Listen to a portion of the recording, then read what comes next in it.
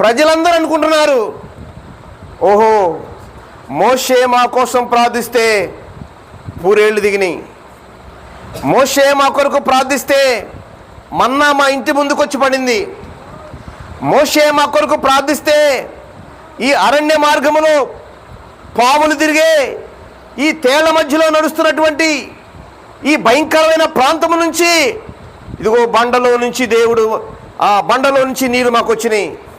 ఓహో ఈ మోషే మన పక్షానుంటే, మోషే మన నాయకత్వంలో నాయకుడిగా ఉంటే, మోషేకు మనం గనక తోడుగా ఉంటే, మోషే పక్షాన మనం ఉంటే ఇంకా మనకేమీ కొదువు లేదు.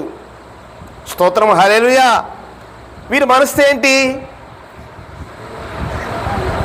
దేనికోసం వీరి ఆలోచన,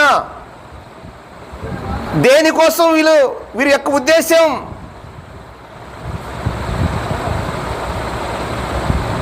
అందుకని ఇక్కడ ప్రభు చెబుతున్నాడు స్పష్టంగా, మోషే మీకు ఇవ్వలేదు అది. స్తోత్రం, హల్లెలూయా. మీకు మోషే కాదు ఇచ్చింది. స్తోత్రం. మోషే నా చేతిలో ఒక పాత్ర. ప్రైజ్ ది లార్డ్, హల్లెలూయా. మోషే నేను ఎన్నుకున్నటువంటి ఒక పాత్ర, అంతే. మోషే సైతం నేను ఆగమంటే ఆగాలి, సాగమంటే సాగాలి.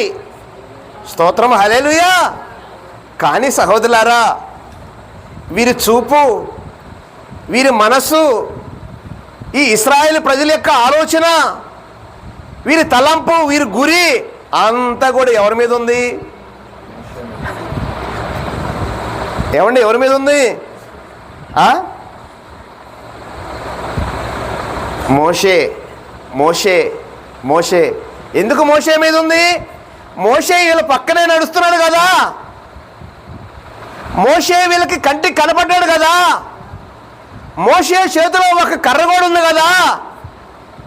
ఎందుకు? ఓహో మోషే చేతిలో ఉన్న కర్ర, ఒకవేళ ఏదైనా జంతువు వస్తే కర్రను ఉపయోగిస్తాడు.